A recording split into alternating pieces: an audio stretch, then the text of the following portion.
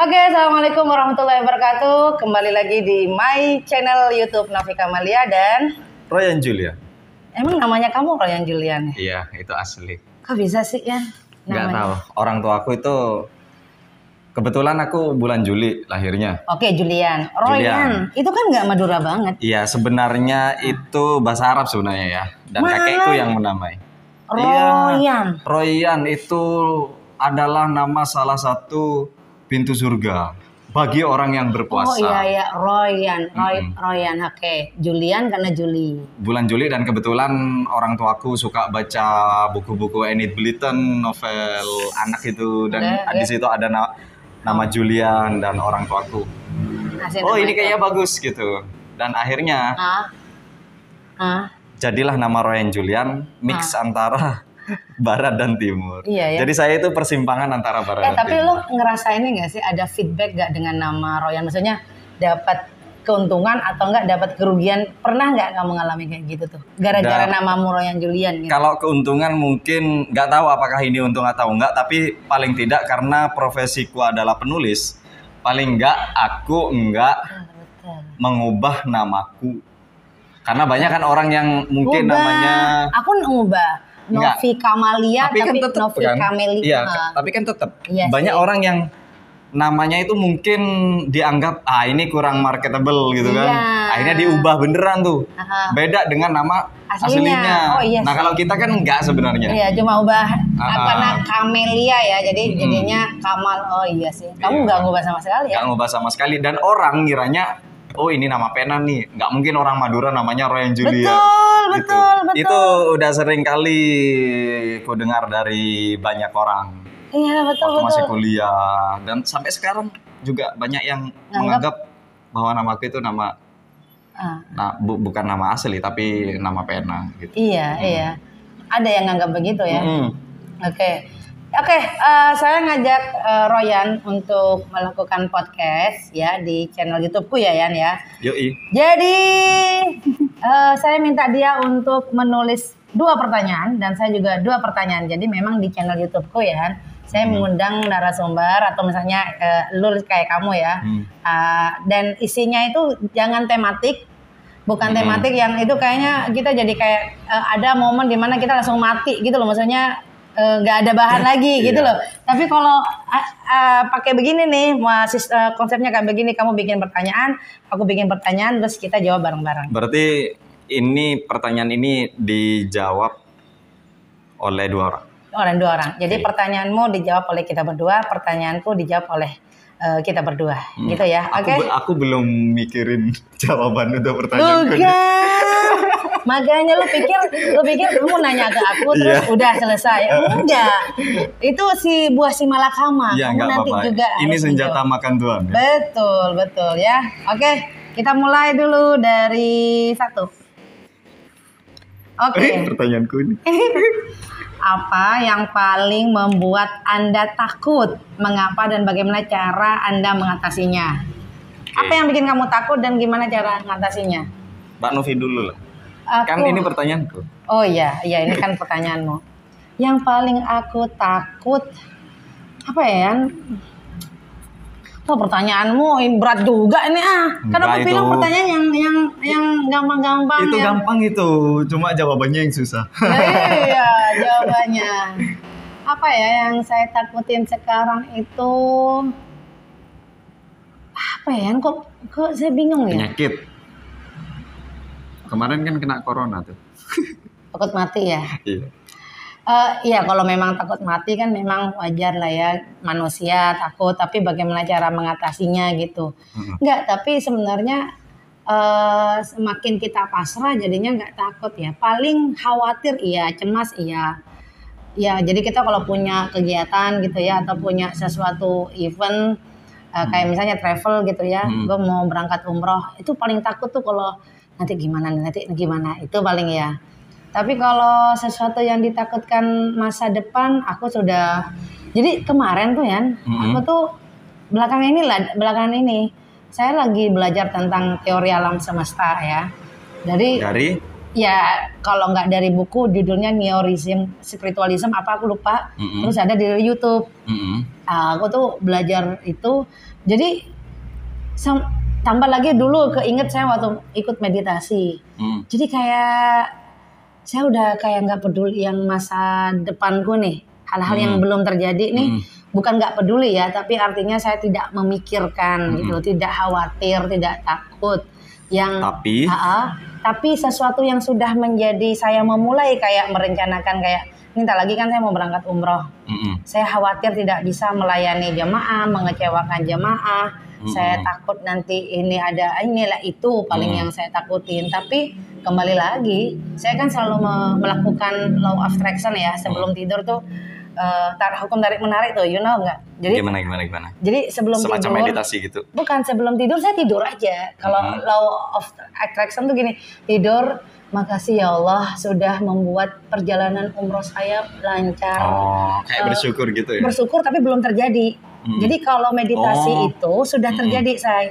Jadi bedanya meditasi sama loa. Kalau meditasi kan gini, makasih saya sudah pergi ke India. Kan gue udah pergi ke India. Tapi kalau loa itu makasih saya sudah pergi ke Perancis. Ini kayak menodong. Menarik sebenarnya. Ya, menodong alam semesta secara nggak langsung gitu ya. Konspirasi sebenarnya. Iya kan, konspirasi alam semesta gimana caranya. Jadi ketika alam saya semesta khawatir. mendukung kita gitu kan. Mendukung kita. Jadi saya selalu melakukan itu perlu loa. dicoba. Betul, itu benar-benar ini loh, berhasil. Jadi kalau saya khawatir, saya panik, saya takut ya tentang sesuatu yang belum terjadi, apalagi ini berkaitan dengan tanggung jawab banyak orang. Sebelum tidur saya selalu melakukan law of attraction. Jadi hukum tarik menarik. Ya Allah, makasih banyak umrohnya berjalan dengan lancar. Padahal belum gitu. Jadi lancar dari keberangkatan sampai kami dalam proses menjalankan ibadah di sana dan ini sampai jemaah kembali ke rumahnya masing-masing semuanya kayak gitu. Jadi aku tenang. Berapa persen nih keberhasilannya, tingkat keberhasilannya? Kalau yang umrah kan baru ini ya, tapi ketika kalau sebelum-sebelumnya saya kalau sudah melakukan loa itu tidak menginginkan hasil sebenarnya ya. Tapi bagaimana saya mengkontrol diri saya? Istilahnya itu pasrah gitu ya. Iya, udah apa kata Tuhan. Apapun yang terjadi, kita tidak kecewa. Tidak kecewa. Jadi ya saya waktu itu pernah melakukan loa. Ya Allah makasih kalau udah begini-begini. Ternyata nggak kejadian. Tapi waktu itu ketika saya lagi panik, lagi takut, lagi cemas, saya sudah bisa kontrol diri saya gitu. Jadi misalnya kita mau, ya Allah makasih ya saya sudah nyampe Surabaya, sudah selamat padahal besok mau berangkat. Ternyata ban mobil atau mobil saya mogok gitu. Ya mogok. Ya udah, tapi saya sudah tenang sebelum berangkat. Jadi ketika tenang, pas mobil saya mogok, aku udah tenang, nggak khawatir gitu loh. Itu sih yang jadi cara saya mengatasinya. Lu apa sih yang paling takutin ya? Mungkin yang paling kutakutin itu sama dengan apa yang ditakutkan banyak orang, yaitu masa depan. Oh ya. Masa depan. Sebenarnya begini, hidupku kan stabil. Stabil. Apa definisi stabil menurutmu? Secara karir, kupikir udah stabil. Ya? Aman, kupikir. Tetapi seringkali masa depan itu tidak bisa kita tebak kan. Kita membentangkan jalan di depan, ternyata ada belokan yang dimana kita harus belok di situ. Jadi akhirnya masa depan yang kita impikan, yang sudah kita rencanakan itu tidak terjadi, karena kita harus belok kiri misalnya. Itu yang kemudian membuat kita kesepian gitu kan, karena mungkin apa yang inginkan itu tidak bisa kita jangkau. Bukan karena apa, banyak situasi kan sebenarnya yang membuat kita harus belok gitu kan. Nah itu kupikir. Tapi menurut kamu definisi takut itu apa sih? Kan aku tadi bilang aku nggak takut sih, cuma mungkin cemas, khawatir. Sama nggak sih menurut kamu? Takut, cemas, khawatir. Agak mirip ya. Tapi begini. Kalau menurutmu, begini, mereka punya cemas, takut, gelisah dan sebagainya. Itu punya kesamaan nih. Sebenarnya itu belum terjadi kan? Belum terjadi. Belum terjadi. Dan kita yang belum terjadi. Dan kita mencemaskannya. Nah itu sebenarnya, dan itu susah ternyata. Ya. Tidak semudah omongan para motivator gitu kan? Iya, enggak lah, aku nggak peduli udah sama motivator. Beneran. Nah ada satu ayat di Injil gitu kan, yang membuatku selalu merasa wah menenangkan lah paling tidak. Okay. Ayatnya itu berbunyi begini, kamu nggak perlulah mengkhawatirkan apa yang kamu makan esok hari, apa yang kamu pakai esok hari, karena walaupun burung-burung di langit itu tidak bekerja, Tuhanmu tetap memberi mereka makan. Jadi kesusahan satu hari cukup untuk satu hari saja. Sekarang kan kita nggak susah, bisa makan, ada tempat ada tempat untuk berlindung, ada orang yang mencintai kita.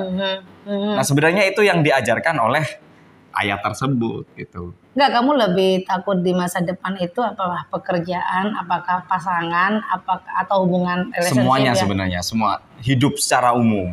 Why? Kayak gitu. Ya itu tadi, karena kita tidak bisa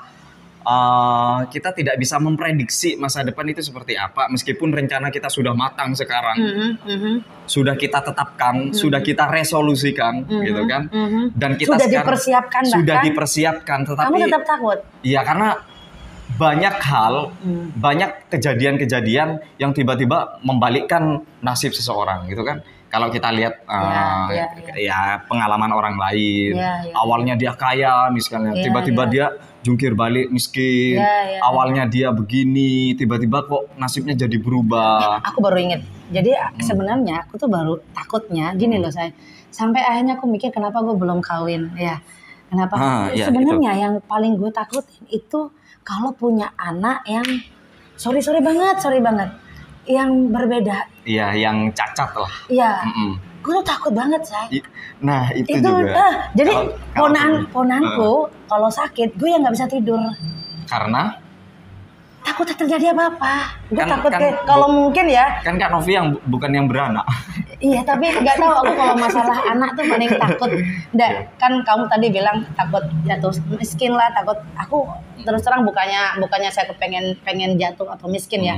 Cuma aku udah siap kalau kayak gitu. Misalnya gue mungkin saya jatuh miskin, bangkrut, jatuh, hancur, terus kena kasus musibah atau apa, ketangkep KPK gitu ya. Mungkin insya Allah nih ya, saya masih bisa bertahan hidup, nggak perlu bunuh diri lah istilahnya. Nggak usah loncat dari. Tapi aku belum tahu solusinya ketika gue punya anak cacat gitu ya. Jangan bilang cacat dong ya. Gak apa-apa, itu istilah yang netral sebenarnya. Ya yang maunya yang tidak normal gitu. Gue takut itu kan. Ya aku baru inget nih. Jadi mungkin kalau kekhawatiran atau ketakutan yang kayaknya lebih sifat duniawi ya. Apa ya? Kayaknya begini mungkin. Kenapa Mbak Novi takut sama hal-hal semacam itu, punya anak cacat misalnya? Itu jangan-jangan di masa lalu Mbak Novi ada yang membuat Mbak Novi Mbak Novi mengalami sesuatu yang pahit gitu loh ketika berhadapan dengan kecacatan itu. Ya, nah coba Mbak Novi pikir. Ini sekarang aku jadi psikoanalis nih. Anggap saja aku Sigmund Freud. Gue waktu meditasi itu saya tuh fobia sama darah ya, sama tubuh yang cacat memang. Jadi kalau ada orang kecelakaan tuh saya langsung nggak mau lihat gitu ya. Atau main sepak bola, atau lo lihat Rossi MotoGP, gue nggak mau lihat. Karena kalau kecelakaan tuh gue langsung geter loh badan saya itu. Jadi hal-hal yang berkaitan dengan tubuh. Termasuk Kak Novi sendiri ya, gitu ya. Kalau misalnya mengalami kecelakaan, terus tiba-tiba mengalami kebutaan, gitu ya. Iya. Jadi hal-hal yang berkaitan dengan tubuh, bahkan kemarin tuh Mbak Indah ngasih tahu ada foto bayi yang tangannya nggak ada. Aku langsung jangan dilihatin gitu. Lah akhirnya waktu meditasi Vipassana itu, gue dibuka tuh masa lampau saya. Istilahnya apa sih aku lupa gitu ya. Jadi dulu kan ya reinkarnasi. Jadi masa lampau saya itu diliatin dan dulu cacat. Bukan cacat saya. Manusia kepala gajah. Gak segitunya kali. Gue meninggal karena berkaitan sama tubuh saya dulunya. Oh. Iya. Kayaknya semua orang meninggal karena berkaitan dengan tubuh. Bukan pakai ini. Oh, kayak bukan tebas sakit ya, gitu bukan sakit ya misalnya. Jadi yang berhubungan dengan darah. Oh, iya, kesadisan gitu ya. Sadis banget. Makanya saya kan minta sama Tuhan semoga gue nggak dapet suami yang yang melakukan kekerasan fisik gitu loh. Tapi kata si Bante ya bilang gini, kamu nggak akan berhenti nih traumanya atau fobianya kamu kalau kamu nggak menerima. Lah cara nerimanya lu harus berhadapan dengan itu. Iya, betul. Tahu nggak sih? Gue kan jadi takut saya. Gue kan takut nih misalnya gue yang cacat atau saya punya seseorang yang cacat.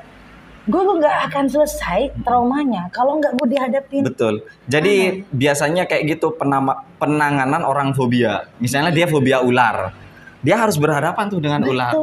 Jadi Kak Novi tuh harus misalnya ke SLB, sekolah luar biasa. Udah, gue sama Santi kemarin. Ya tapi kan sekali. Iya sih. Harus berkali. Jadi relawan tuh harus ke sana. Takut gue. Bener, gue takut itu saya. Iya bener aku baru inget tuh. Udah deh, lanjutlah. Pertanyaan selanjutnya. Oke, pertanyaan selanjutnya. Dari saya. Bagaimana kamu mengatasi traumamu?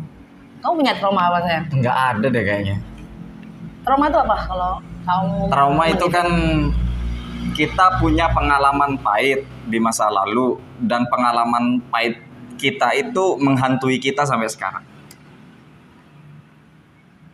Oke.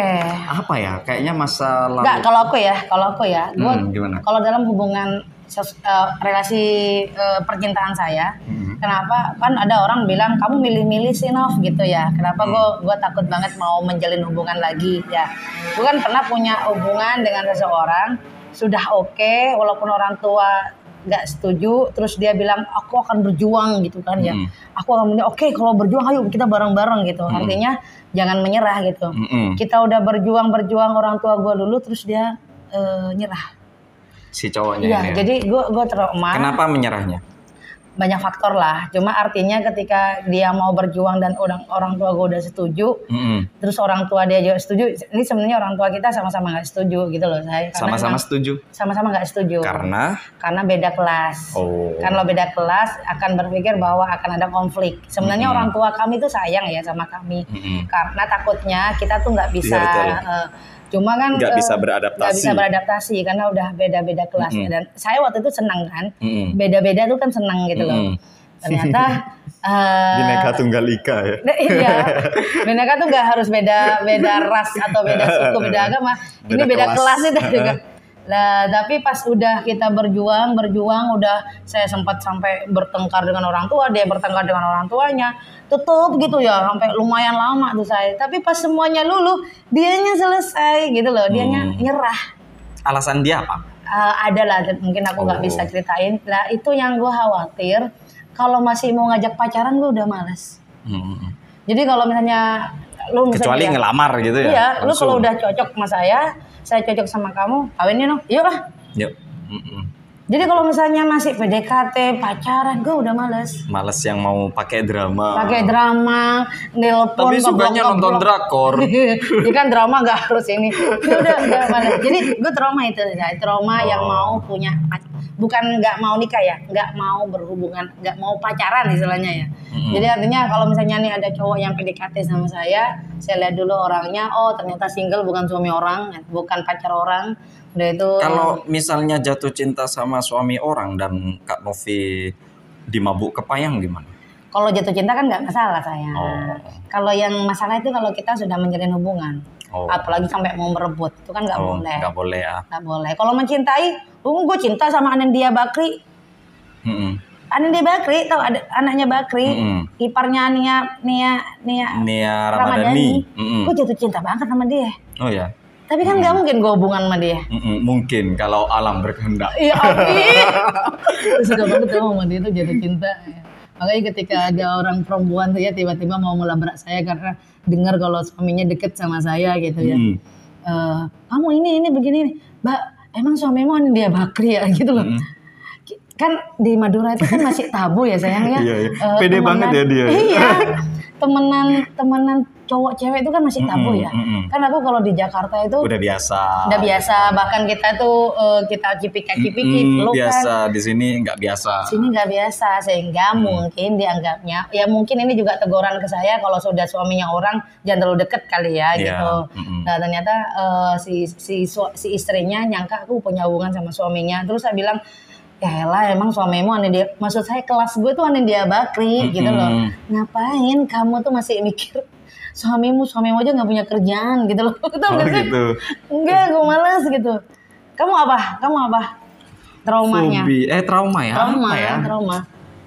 Oh, ya paling trauma kecil-kecil sih, kayak misalnya naik motor gitu kan. Lu takut? Pernah tabrakan. Pernah tabrakan? Pernah itu jatuh. Jadi kalau, nah ini nih trauma yang paling dekat. Kalau ada jalan rusak, aku bakalan otomatis bukan berhenti, pelan sekali. Karena pernah itu jatuh di jalan yang rusak. Sampai tanganku itu agak ini ya cedera, tapi udah sembuh. Gitu. Itu sih yang kecil-kecilnya. Kalau yang besar-besar kayaknya enggak. Kalau yang seperti Kak Novi sih, aku lihat darah-darah film-film sadis itu nggak bisa. Padahal dulu bisa, kayak nonton film Final Destination di mana ada adegan sadisnya. Itu aku nggak bisa itu. Lebih baik aku lihat hantu gitu loh.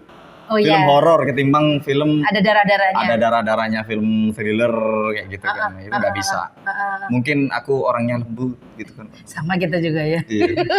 Tapi walaupun galak-galak berarti hatinya Hello Kitty gitu. Dulu aku galak Mbak Novi, sekarang aku bisa mengontrol kegalakan itu ke murid-murid, ke santri-santriku. Gimana kamu kok bisa akhirnya dulunya galak jadi? Nggak tahu, aku pikir marah-marah itu ada gunanya. Kan? Buang-buang energi. Kalaupun aku marah itu biasanya aku diem. Jadi nggak murka kayak dulu yang sampai ngomong kasar dan sebagainya. Itu palingan ngomongnya halus, tapi nyelkit. Gitu. Jadi kadang-kadang malah justru takut sama orang yang marahnya itu nggak hiperbol gitu kan. Ya, jadi marahnya cuma gitu ya. Diem. Dan teman-temanku itu udah tahu juga. Novi, kalau aku itu kalau marah itu nggak pernah permanen. Jadi marah biasanya sehari, besoknya udah selesai. Kayak nggak pernah terjadi apa-apa. Tapi kamu tipe orang yang kalau udah kesel nih, misalnya lu kesel sama gue, malas yang mau ketemu. Males ketemu ya nggak lama, tapi kalau Kak Novi mungkin agak lama gitu ya. Aku nggak. Berapa lama? Sehari 2 hari. Setelah itu selesai. Walaupun saya dari salah, dulu itu. Walaupun aku salah.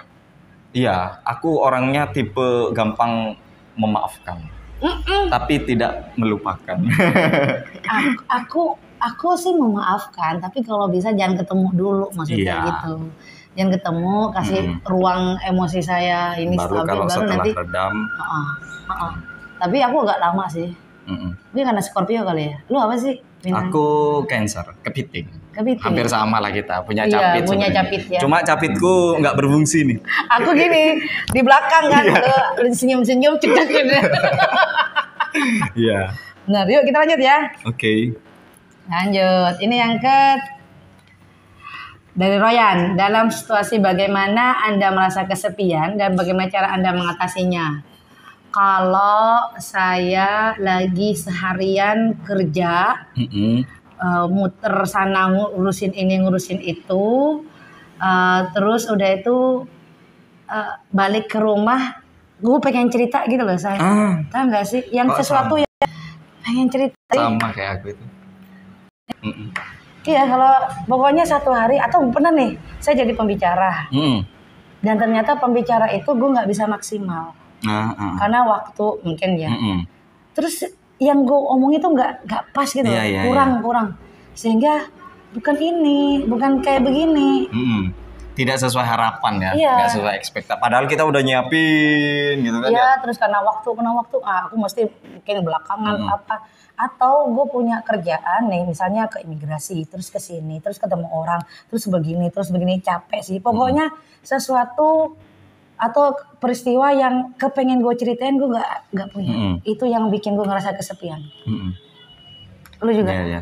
Kalau aku sekarang akhir-akhir ini beberapa tahun ya mungkin 5-6 tahun terakhir ini, kalau nggak ngomong sama orang dalam sehari, nggak ketemu sama orang atau nggak keluar lah minimal.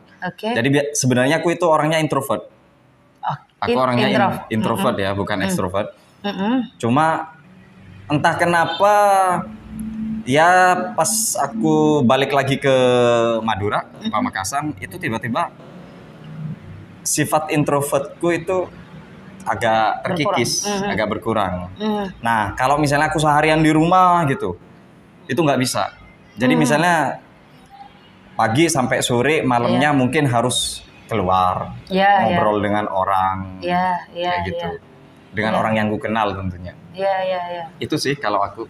Kalau memang kayak ini, bagaimana cara mengatasinya? Keluar. Harus ketemu sama orang. Harus ketemu sama orang, ngobrol. Padahal nggak ngobrolin apa yang kamu alami ya? Hanya ngobrol di luar konteks itu? Di luar konteks, apapun. Jadi kadang-kadang temen kayak gini, nggak harus keluar lah. Lu punya masalah di kampus, ya kerjaan full misalnya, bukan masalah sih. Punya sesuatu yang pengen kamu ceritain. Tapi karena kamu harus ketemu saya, ya kan? Kan saya bukan orang yang berkaitan sama kampus. Itu kamu akan menceritakan yang di kampus? Enggak harus. Cerita lain apapun lah. Yang penting ketemu, yang penting ngomong sama orang yang dikenal tentunya. Atau paling enggak temanku yang ke rumah. Lu minta, lu ngundang. Kadang-kadang main di sini dong gitu kan. Kita jalan-jalan gitu. Dominan banget sih lo. Jadi aku sebenarnya nggak harus aku kan profesiku guru gitu kan. Aku juga dominan sih. Jadi ya mereka kadang-kadang ke rumah gitu. Fahrus gitu. Terus ke rumah dong. Yang bisa diajak ngomong ke Fahrus, atau aku ke rumahnya Abel gitu kan. Gitu, dekat lumayan gitu kan. Kalau seandainya mereka nggak bisa semua, apa yang kamu lakuin? Tetap keluar, meskipun teman-temanku nggak bisa misalnya menemuiku, keluar aja gitu. Kemana? Ke warung kopi. Ketemu siapapun, baca buku di luar. Nah, paling nggak keluar lah. Oh, paling tidak keluar rumah. Nah, paling nggak keluar, ngomong atau sendirian, baca buku atau melakukan apapun, nonton YouTube, main media sosial dan sebagainya itu. Jadi nggak bisa seharian di rumah. Kalau dulu Mbak Novi, pas aku masih kuliah di Malang, kemudian aku pulang ke rumah, itu bisa misalnya 1 minggu nggak keluaran bisa. Oh, nggak ngapa-ngapain. Nggak ngapa-ngapain, cuma di rumah aja, nggak keluar kan. Lagian nggak punya teman juga kan, teman-temanku pada keluar juga, gitu kan. Ya aku bisa dulu. Karena belum ngerasa kesepian. Belum merasa kesepian, dan kupikir buku dan TV cukup. Yap. Itu. Ya. Kalau sekarang butuh suasana di kota santri. Enggak, tapi gini, aku kan, lo pernah dengar filsafat pragmatisme gitu kan? Jadi kan ada pragmatisme komunal, ada individual. Jadi pragmatisme itu adalah bagaimana cara seseorang untuk menyelesaikan atau keluar dari masalahnya. Ya, ada yang individual, ada yang komunal. Kalau komunal itu adalah bisa barengan, kayak misalnya kerja bakti, ya. Oh ini ada kerjasama, mesti bareng, itu komunal. Kalau individual itu adalah kalau misalnya gue punya masalah, gue bisa nyelesain dengan diri gue sendiri. Nah, cuma kadang-kala yang misalnya fokusnya di diri sendiri. Tadinya gue itu orang yang individual, tapi ternyata gue nggak mau jadi individual. Karena salah satu cara menyelesaikan masalah itu awalnya kayak lu ngajak orang. Jadi kayaknya siklusnya kita berbalik deh, saya. Dulu saya kalau ada masalah, gue harus cerita sama orang. Kalau misalnya gue punya lagi kesepian, gue mesti ke rumah teman atau cerita atau ngapain, ya. Nah sekarang saya udah enggak. Saya lebih baik di rumah sendirian, mikirin sendiri masalahnya. Ini sendiri, karena saya nanti punya mati caranya. Saya punya caranya. Jadi saya punya nomor WA. Gimana orang semuanya nggak ada yang tahu, hanya saya yang tahu, ya. Dan Tuhan. Iya. Dan kalau status WA itu kan 24 jam hilang sendirinya kan ya. Dan saya tuh nulisnya di situ. Jadi misalnya gue kesel dari tadi pagi tuh begini nulis lagi. Terus sampai kadang-kadang sampai 12 ini status gitu. Jadi kesel udah itu selesai, taruh. Selesai sayang. Kayak ini ya. Karena kalau gue butuh kamu misalnya, Yan ke rumah dong, gue mau cerita atau aku mau ke kamu. Saya tuh akhirnya mikir gini, Royan tuh kan punya kegiatan. Royan tuh kan, Royan kan apa ya istilahnya itu kayak maksa. Karena gue pernah berada di sisi kayak begitu. Tiba misalnya kamu ya, gue mau curhat nih begini, gue kayak egois banget loh saya. Gue tuh lagi ada kegiatan loh, jangan maksa begini. Akhirnya gue healing sendiri. Kalau aku sih Mbak, berkaitan dengan hal-hal teknis saja, misalnya masalah laptop gitu kan, aku kan butuh bantuan orang lain. Nah tapi kalau masalah pribadi kayak gitu cenderung Enggak. Langsung nggak ke orang lah ya yang Enggak ke penting. orang. Kalaupun ke orang ya enggak khusus gitu. Enggak khusus maksudnya, aku ke kamu mau cerita masalahku loh, enggak. Cuma ya itu kalau tadi itu kalau kesepian ya keluar. Iya. Ngobrol, dan itu pun bukan ngobrol masalahku, masalah yang lain. Masalah yang lain. Kebanyakan. Iya sih. Cuma ya itu, gue ngerasa kesepian kalau gue kayak kerja sendiri, ya. Terus apa-apa diselesaikan sendiri. Pokoknya sesuatu sebenarnya nggak masalah sih dikerjain sendiri. Cuma gue butuh seseorang yang bisa gue ceritain. Itu nggak harus pasangan ya sayang. Temen lah. Tiba-tiba karena gue penganut pragmatisme komunal, cerita nih sama Royan. Ntar Royan. Lah udah mikir gini. Ntar Royan lagi ngajar nih. Ntar Royan. Itu yang akhirnya gue jarang banget SMS-an, chat takut WA ini ya, gitu. takut merepotkan orang lain. Dan akhirnya ya, gue akhirnya nemu ternyata gue itu bukan orang mandiri, tapi gue orang yang tidak mau merepotkan orang. Ini agak mirip denganku sebenarnya. Jadi waktu apa-apa ya sendiri, kecuali bukan mandiri loh kayak gitu tuh, beda. Kayak gimana kalau? Itu kamu sendiri karena kamu nggak pengen merepotin orang atau kamu apa? Nggak pengen merepotkan orang. Iya.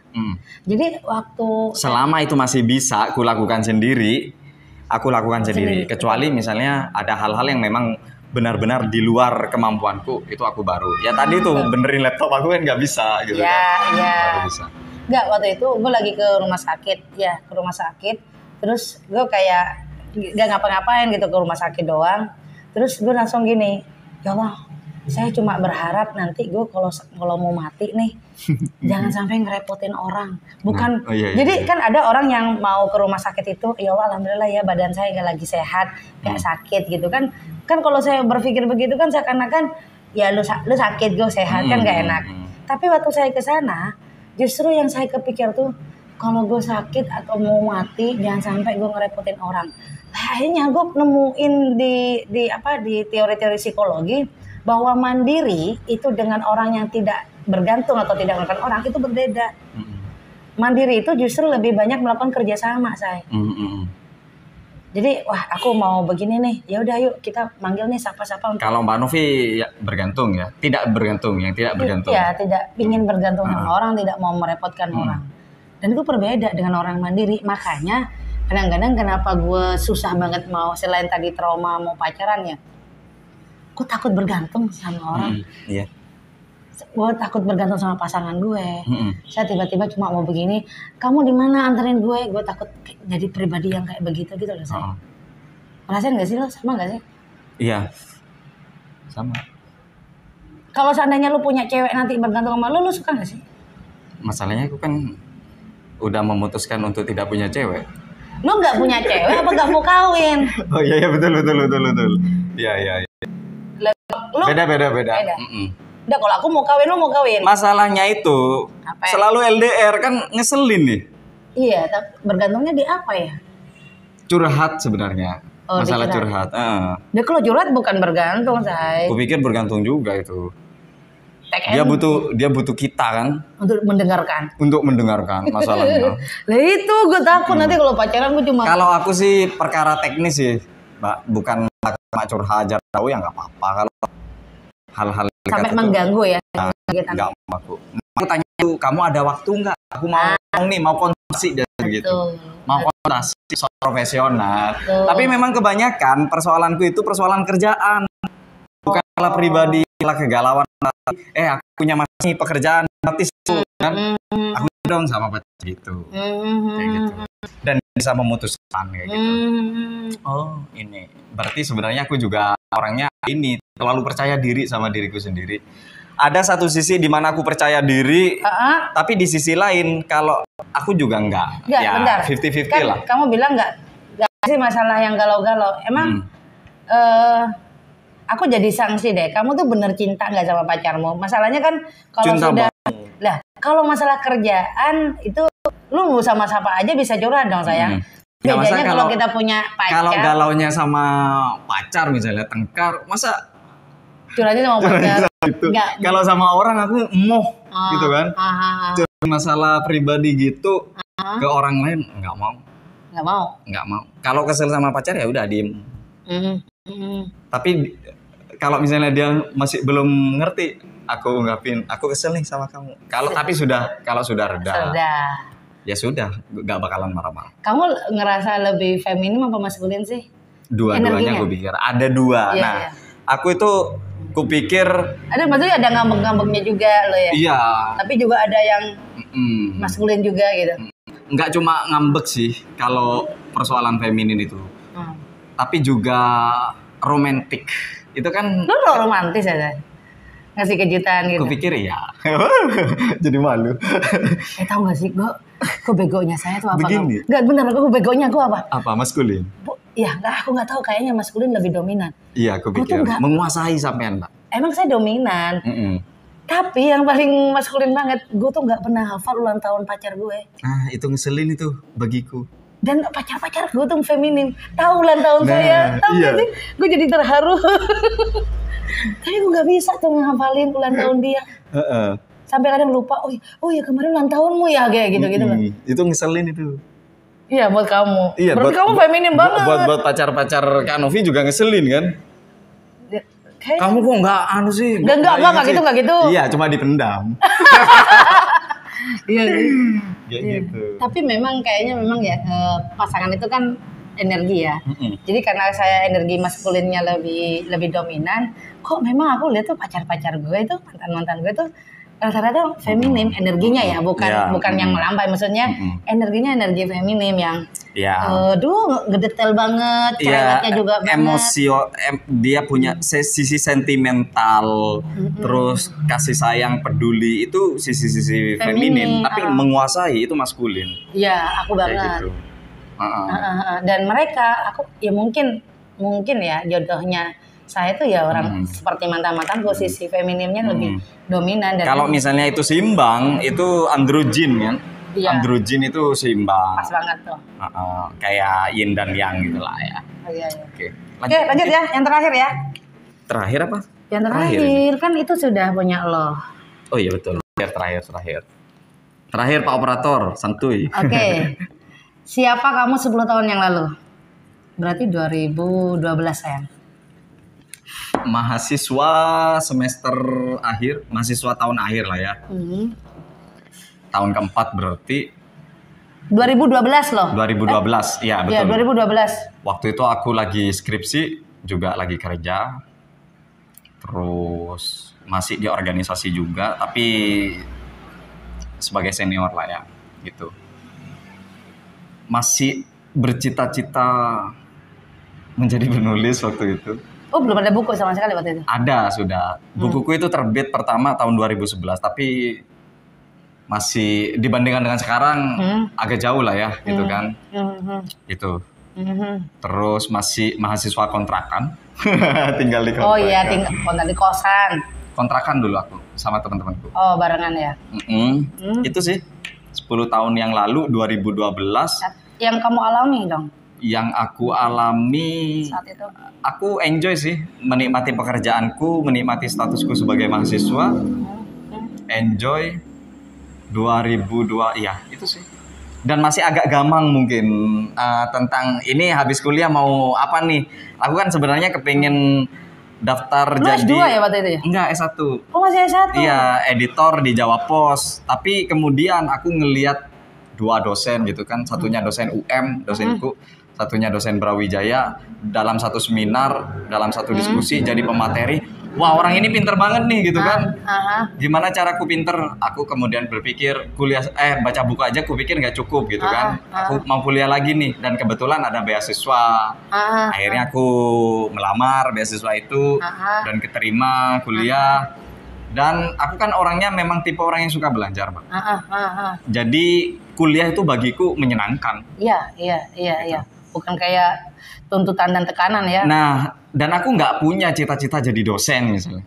Sebenarnya nggak ada cita-cita jadi dosen. Karena pengen sekolah aja kan. Pengen sekolah aja, kayak Mbak Novi gitu kan ya. Kepengen belajar aja gitu kan. Kalaupun nanti aku kuliah lagi S3, itu bukan karena aku kepengen naik pangkat, pengen punya gelar dan apa, pengen menyempurnakan ilmu. Siap, bahasamu. Gitu. Sempurna. Kan banyak orang dosen atau apa yang kuliah S3 ya biar pangkatnya naik, apa dan sebagainya, jabatan akademiknya naik. Kalau aku enggak sebenarnya. Kepengen belajar menyempurnakan ilmu gitu aja sebenarnya. Karena aku suka belajar itu aja. Kok kayaknya nggak kafah gitu kalau nggak kuliah S3. Betul, nggak selesai. Nggak selesai. S2 itu kan cuma setengah. Nggak tuntas kan. Iya betul. S2 itu kan sarjana nanggung, Pak. Iya. Jadi kalau misalnya nanti aku mati kan ditanya sama malaikat, lu S3 atau belum?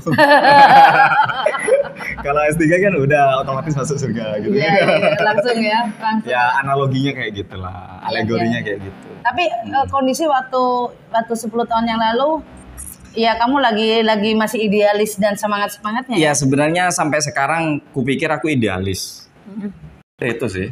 Sampai sekarang aku semangat menghadapi anak muda dan sebagainya. Itu aku semangat. Apa yang berbeda 10 tahun yang lalu dengan yang sekarang?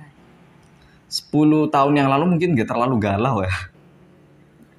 Lebih galau mana? Bukan galau sih, nggak terlalu nggak terlalu apa ya.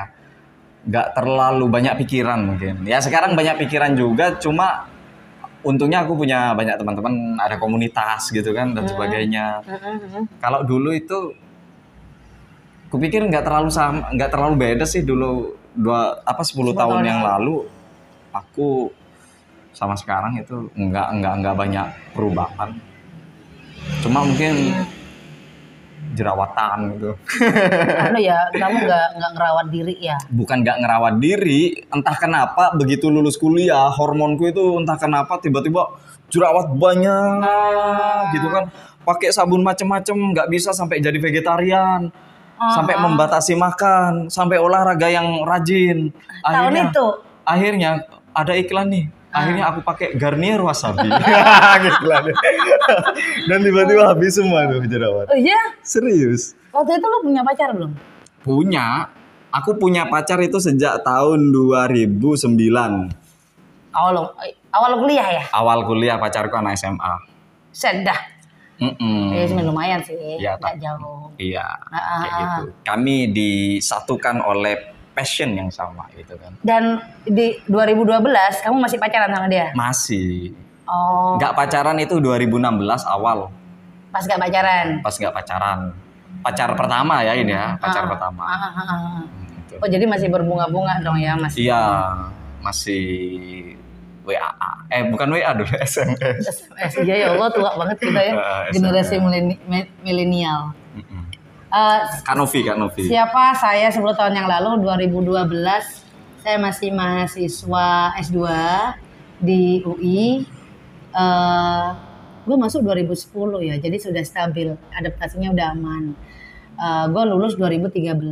Lah itu mungkin masa-masa stres tesis ya. Tapi 2012 itu gue baru pacaran saya.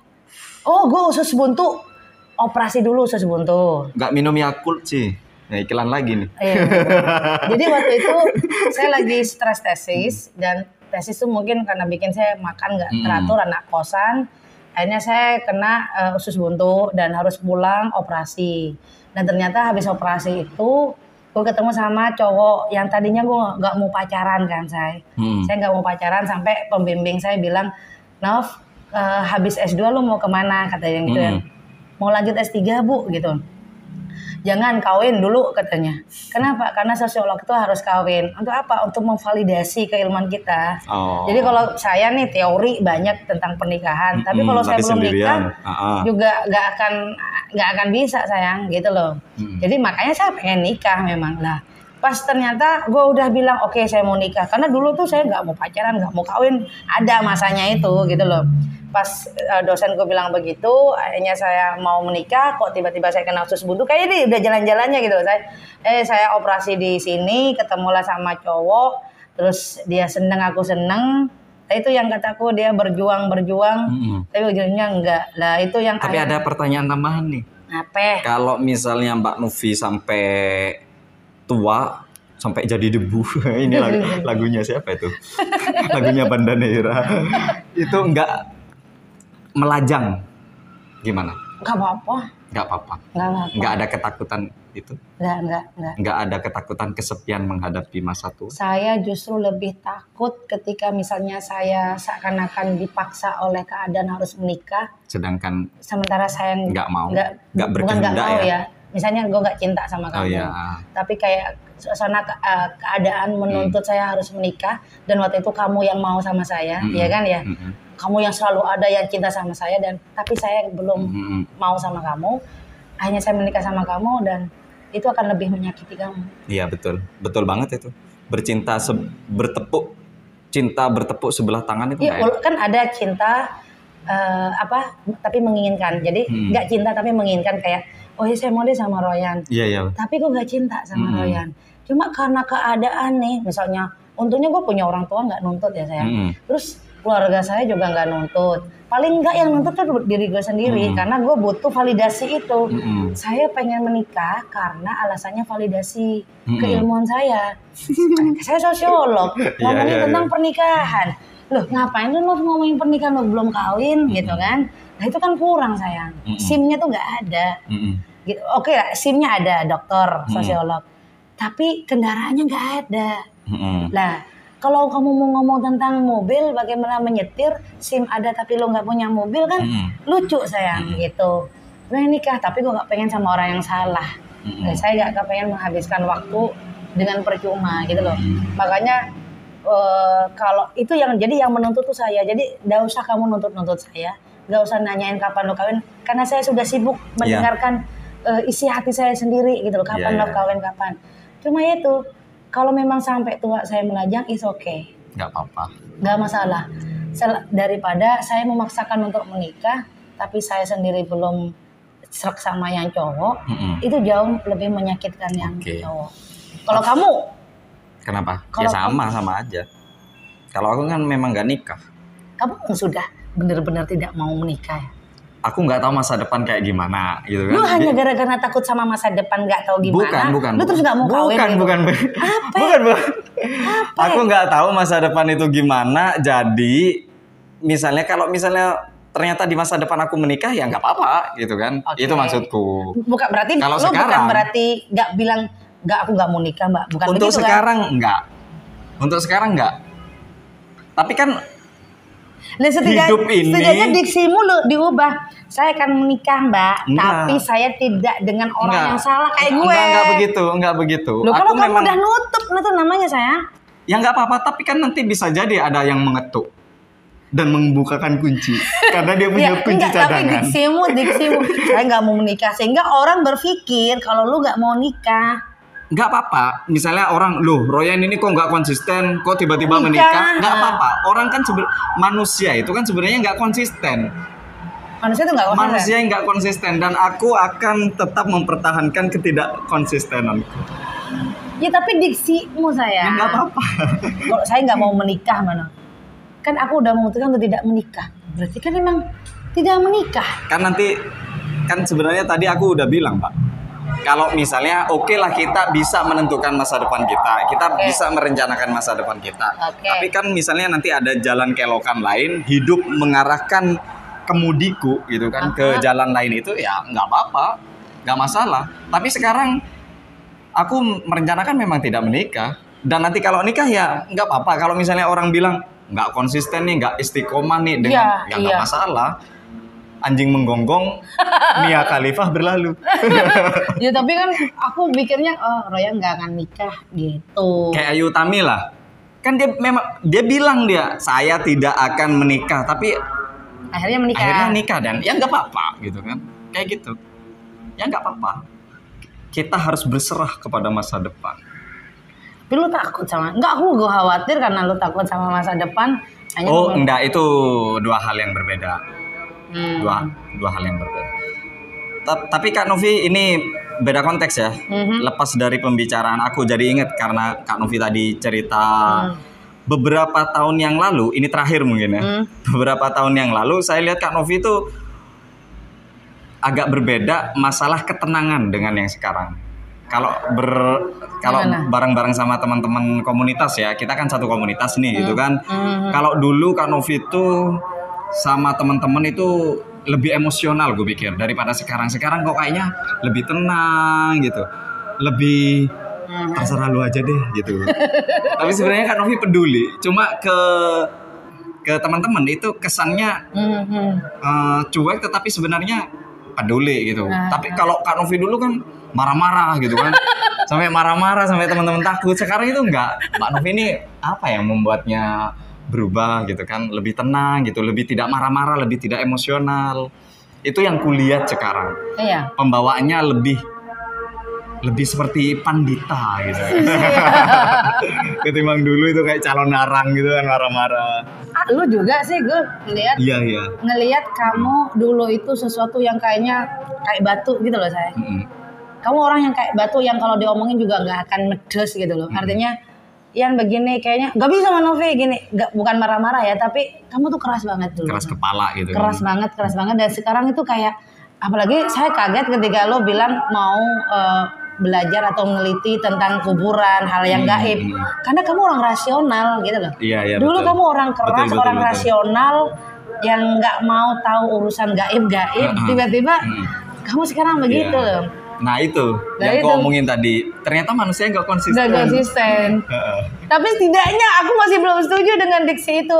Saya lebih setuju bilang, ya saya akan menikah, tapi sebenarnya perbincangan tentang pernikahan ini tadi itu aku bakal menghindarinya.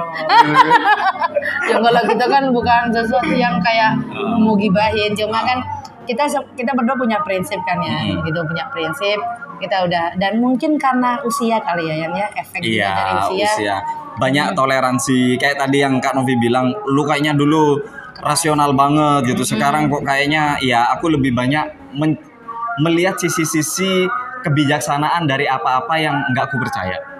Anggap saja aku nggak percaya hantu. Cuma emang kenapa kalau orang percaya hantu? Gitu kan? Kalau selama itu masih berguna buat orang lain. Kenapa aku harus memaksakan pikiranku? Kenapa aku merasa benar sendiri? Tidak bisa melihat kebijakan. Padahal kan manusia itu kan nggak tahu semuanya gitu kan. Mestinya kan aku harus rendah hati atas ketidaktahuanku. Artinya kita itu tidak bisa berubah, tapi kita sedang berproses. Iya, dan akan selamanya aku pikir berproses. Iya. Pikir itu sih. Oke. Thank you. Yuk. Lebih loh dari 30 menit. Iya. Luar biasa kan perbincangan kita. Makanya jangan pakai tema. Ngobrolin begini. Oke, makasih Royan, makasih semuanya, dan assalamualaikum warahmatullahi wabarakatuh.